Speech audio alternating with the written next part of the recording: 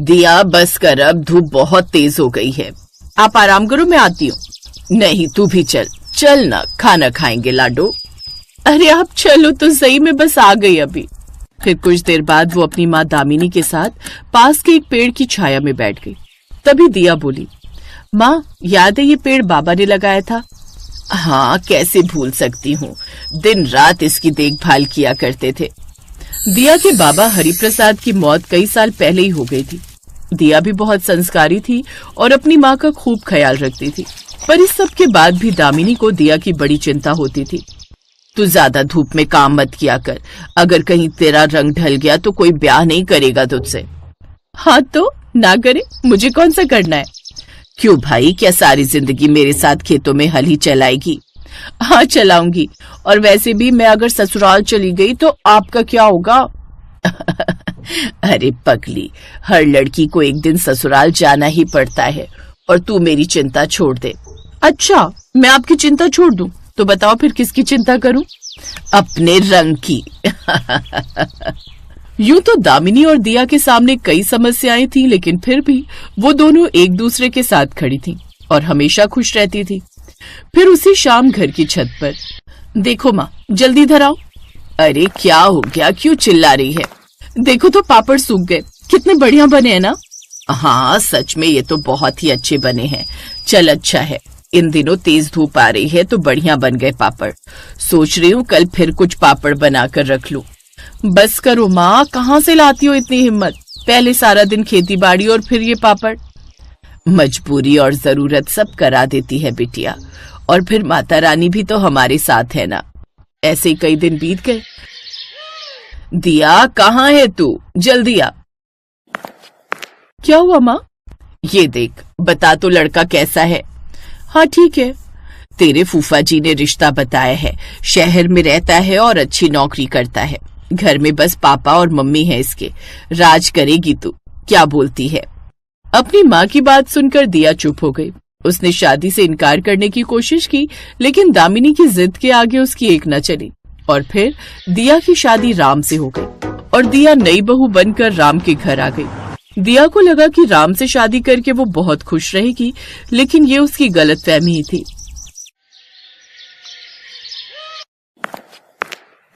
माँ जी, वो सब्जियां खत्म हो गई हैं। अरे इतनी जल्दी कैसे खत्म हो गई? तुम्हें पता है ना कितनी महंगी आती हैं सब्जियां, थोड़ा हिसाब से चला करो भाई। जी माँ जी। दिया ने अपनी सास की हाँ में हाँ तो मिला दी थी, लेकिन उसे ये बात समझ नहीं आई कि वो कहाँ ज्यादा खर्च कर रही थी। उसके बाद हर गुजरते दिन के साथ उसके ससुराल वालों की असलियत उसके सामने आने लगी। सुनिए, वो घर में चीनी नहीं है, पापा जी को फीकी चाय अच्छी नहीं लगती, बताइए मैं क्या करूं? अरे 2-3 दिन की बात और है, तनख्वाह आ जाएगी तो ले आऊंगा चीनी भी, तब तक ऐसे ही काम चलाओ। दिया समझ चुकी थी कि उसका ससुराल वैसा नहीं था जैसा वो सोचती थी। दूसरी तरफ उसे अपनी माँ दामिनी की भी चिंता हो रही थी, तो इस बारे में उसने अपने ससुराल वालों से बात की। अभी रुक जाओ यार दिया, इस महीने वैसे इतना खर्चा हो गया है। हाँ दिया, राम सही कह रहा है, अब तुम्हारी माँ को तो अकेले ही रहना है, ऐसे बार बार जाओगी तो वो तुम्हारे बिना रहने की आदत कैसे डाल पाएंगी, बताओ जरा। बार बार कहाँ पापा जी? बेटा एक बार कह दिया ना तो कह दिया, अगले महीने चली जाना, तुम्हें रोक थोड़ी ना रहे हम। दिया ने सब्र करके बड़ी मुश्किल से वो महीना निकाला, और फिर एक दिन। दिया, मैं एक बात सोच रहा था। हाँ बोलिए। यार तुम्हारी मम्मी अकेली रहती हैं, ना कोई साथ में है ना किसी का सहारा, तो तुम एक काम करो, उन्हें यहीं बुला लो हमारे पास, हमारे साथ रहेंगी तो खुश भी रहेंगी और तुम उनका ख्याल भी रख सकोगी अच्छे से। आप सच कह रहे? आपने तो मेरे मन की बात कह दी। हाँ ठीक ही तो है, जाओ अपनी माँ से कह दो कि वो अपने गांव की जमीन बेचकर यहाँ आ जाए, उन्हें यहाँ तुम्हारा साथ मिल जाएगा और राम उन पैसों से अपना काम शुरू कर लेगा।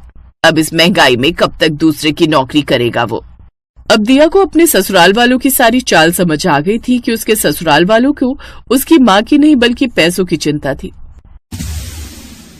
मुझे लगा था कि मेरे पति मेरे मन की बात समझते हैं, वो भी मेरी माँ की चिंता करते हैं, पर ऐसा तो कुछ भी नहीं है। अपनी किस्मत को कोसने के अलावा दिया अब और कुछ नहीं कर सकती थी। फिर एक दिन दिया को उसकी माँ के पड़ोसी का फोन आया, जिसने बताया कि दामिनी की तबीयत बहुत खराब है ये सुनते ही दिया झट से अपने मायके पहुंची और दामिनी को शहर के एक अच्छे अस्पताल में लेकर आई। माँ, आप बिल्कुल फिक्र मत करो, मैं हूँ आपके साथ।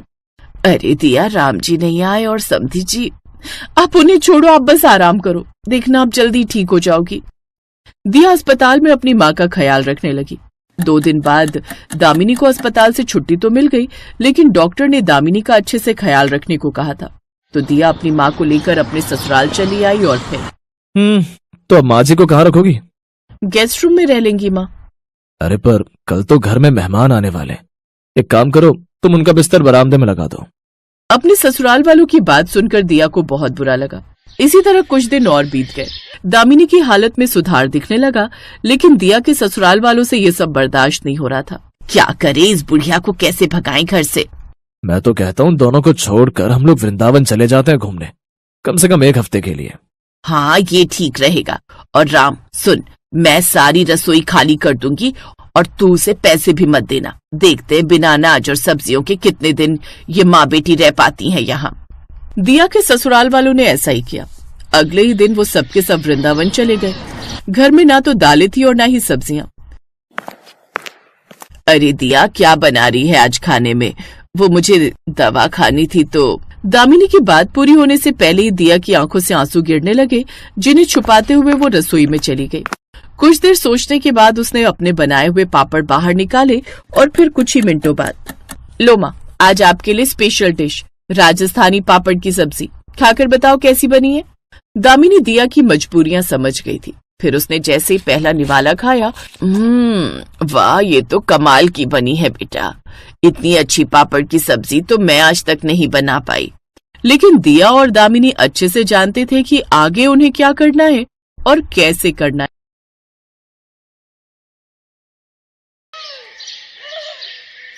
रूपनगर में सीमा अपने बड़े लेकिन गरीब ससुराल में रहती थी। उसके ससुराल में उसके सास ससुर, पति और 4 साल की बेटी रूही थी। सीमा का पति अशोक एक फैक्ट्री में गार्ड का काम करता था। एक रात काम पर जाते वक्त उसका एक्सीडेंट हुआ और उसके दोनों पैरों में गहरी चोट लग गई और कुछ महीने के लिए डॉक्टर ने उसे बेड रेस्ट के लिए बोल दिया था।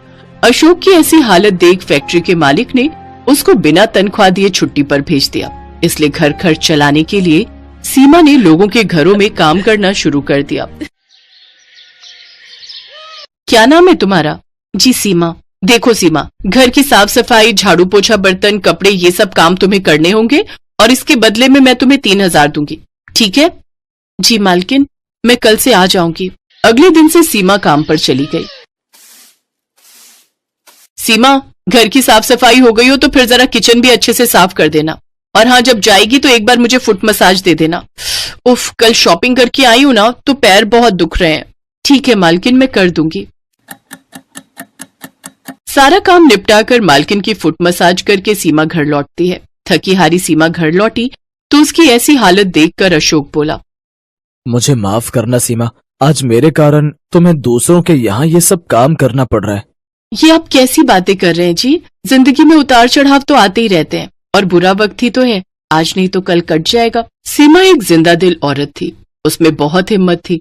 वो हर मुसीबत से लड़ना जानती थी। सीमा के ससुराल वाले बहुत ही अच्छे थे। सीमा काम पर जाती तो उसके सास ससुर घर का सारा काम संभाल लेते, लेकिन मालकिन द्वारा दिए गए पैसों से सीमा और उसके परिवार का गुजारा बस उतना ही हो रहा था कि उन्हें 2 वक्त का खाना मिल जाता था। सीमा अपनी मालकिन रश्मिका के घर के सारे काम करती। कभी कभी अगर खाना बनाने वाली नहीं आती तो सीमा खाना भी बना देती।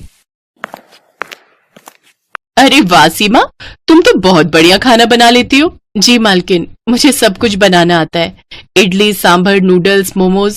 अरे वाह, फिर तो तुम बड़ी ही टैलेंटेड हो। ऐसे ही समय बीता। एक रोज रश्मिका के बर्थडे पर उसकी कुछ फ्रेंड्स उसके घर आने वाली थी।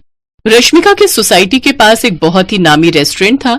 रश्मिका ने अपने बर्थडे पर अपने सभी फ्रेंड्स को वो मोमोज खिलाने का प्रॉमिस किया था, लेकिन अपने बर्थडे वाले दिन जब रश्मिका ने उस रेस्टोरेंट में फोन किया तो वो बंद था। ओह नो, इसको भी आज ही बंद होना था। अब मैं क्या करूं? तभी उसकी नजर काम कर रही सीमा पर जाती है। उसने सीमा को सारी बात बताई। लेकिन मालकिन, मैं वो होटल जैसे मोमोज नहीं बना पाऊंगी और तीखी चटपटी चटनी तो मुझे बनानी ही नहीं आती।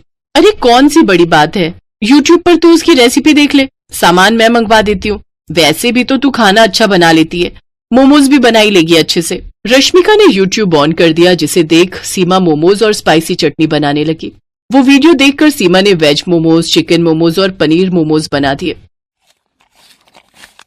फिर सीमा ने सबको स्नैक्स सर्व किए, साथ ही चटपटे मोमोज भी खाने को दिए। वाह यार, क्या मोमोज है! सच में इस स्पाइसी रेस्टोरेंट का भी जवाब नहीं। कमाल के कुक है इसके। अरे ये कमाल मेरी कुक, मेरा मतलब है मेट सीमा का है। वो रेस्टोरेंट तो आज बंद था, इसलिए मैंने इसे ही बोल दिया बनाने को। क्या सच में? लेकिन इन्हें खाकर तो ऐसा लग रहा है जैसे किसी महंगे रेस्टोरेंट से मंगवायो। सचमुच जवाब नहीं इसका। उन सब ने ज्यादातर मोमोज ही खाए। सबको मोमोज इतने पसंद आए कि मोमोज ही कम पड़ गए। सीमा भी अपनी तारीफ सुनकर बहुत खुश थी। घर आकर उसने ये बात अपने ससुराल वालों को बताई। हमें तो पहले ही पता था हमारी बहू बड़ी हुनर वाली है, जो भी काम करती है दिल से करती है और उसमें जान डाल देती है। ऐसी बात है तो माँ कभी हमें भी मोमोज बनाकर खिलाओ, वो भी चटपटे वाले। ठीक है मेरी बच्ची, मैं कल ही तुम सबके लिए बिल्कुल वैसे ही मोमोज बनाऊंगी। अगले दिन सीमा ने घर में मोमोज बनाए और सबको खाने को दिए। मैं ना कहती थी मेरी बहू के हाथों में तो जादू है, जादू। अरे मैं तो कहती हूँ तू लोगों के घरों का काम छोड़कर मोमोज बनाना शुरू कर दे, अच्छी कमाई हो जाएगी। लेकिन इन सब के लिए पैसे कहाँ से आएंगे? मैंने कुछ पैसे जोड़ कर रखे हैं बहू। जब राशन के लिए पैसे देती थी तो उसमें से मैं थोड़ी बचत कर लेती थी बुरे समय के लिए। अब उन्हीं पैसों से मोमोज बनाने का सामान आएगा। सीमा की सास कनस्तर में छुपाए हुए उन पैसों को ले आती है और सीमा को दे देती है, लेकिन वो सिर्फ 1800 रुपए ही थे। ये देख सीमा उदास हो जाती है। क्यों उदास होती है बहू? हर काम की शुरुआत छोटे से ही होती है। आप ठीक कह रही हैं माँ जी, अब मैं इसी से अपना काम शुरू करूंगी। अगले दिन से सीमा ने रश्मिका के घर का काम छोड़ दिया।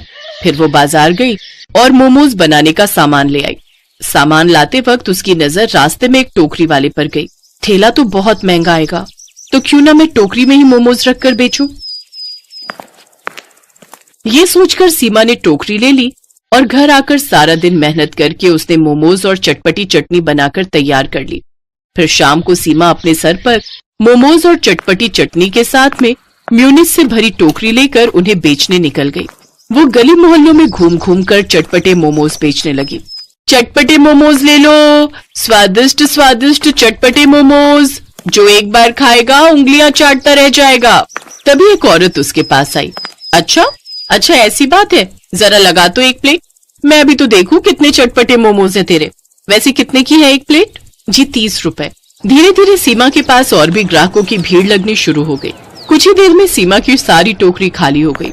वो खुशी खुशी घर गई और सारी बात बताई। अगले दिन वो और भी ज्यादा मोमोज बनाने का सामान ले आई। आज ग्राहक बेसब्री से उसका इंतजार कर रहे थे। कल इसी वक्त तो आई थी वो चटपटे मोमोज वाली, ना जाने कहाँ रह गई। मेरा बड़ा मन कर रहा है उसके हाथ के मोमोज खाने का। कुछ ही देर बाद सीमा वो मोमोज लेकर पहुंच गई। उस दिन भी उसके सारे मोमोज बिक गए। आज उसकी पहले से भी ज्यादा कमाई हुई। अब सीमा हर रोज वहाँ मोमोज लाकर बेचती। एक रोज जब वो घर पर थी तो एक सेठ उसके घर पर आया। क्या तुम ही वो चटपटे मोमोज वाली सीमा हो? जी मैं ही सीमा हूँ, कहिए क्या बात है? मैं स्पाइसी रेस्टोरेंट का मालिक हूँ। क्या तुम मुझे मोमोज खिलाओगी? बड़ी तारीफ सुनी है तुम्हारे मोमोज की। हाँ मालिक जरूर। सेठ ने जैसे ही वो मोमोज खाए उसके तो होश ही उड़ गए। वाह भाई वाह, मैंने आज से पहले इतने अच्छे मोमोज कभी नहीं खाए। मेरे रेस्टोरेंट में भी इतने अच्छे मोमोज नहीं मिलते। क्या तुम मेरे रेस्टोरेंट के लिए मोमोज बनाओगी? इसके बदले मैं तुम्हें हर महीने 35,000 रुपए दूंगा। सीमा झट से बोली, मुझे मंजूर है साहब। तो ठीक है, कल से ही तुम ये काम शुरू कर दो। और हाँ, तुम्हें आने की जरूरत नहीं है, मेरे आदमी तुम्हारे घर से खुद आकर मोमोज ले जाया करेंगे। सेठ वहाँ से चला गया। ये सब तुम्हारी मेहनत का कमाल है सीमा। हाँ बहू, और इस काम में हम सब भी तुम्हारी मदद करेंगे। अगले दिन से सीमा मोमोज बनाने लगी। होटल से कुछ आदमी उसके घर से चटपटे मोमोज ले जाते और उसे रेस्टोरेंट में बेच देते। अब अशोक भी पूरी तरह ठीक हो गया और वो भी सीमा की इस काम में मदद करने लगा। धीरे धीरे सीमा ने अच्छे खासे पैसे जोड़ लिए। इस काम से उसकी आमदनी और ज्यादा बढ़ गई। अब तो उसके पास ग्राहक और ज्यादा बढ़ गए। वो पूरे शहर में चटपटे मोमोज वाली के नाम से मशहूर हो गई। अब उसकी और उसके परिवार की गरीबी भी दूर हो गई।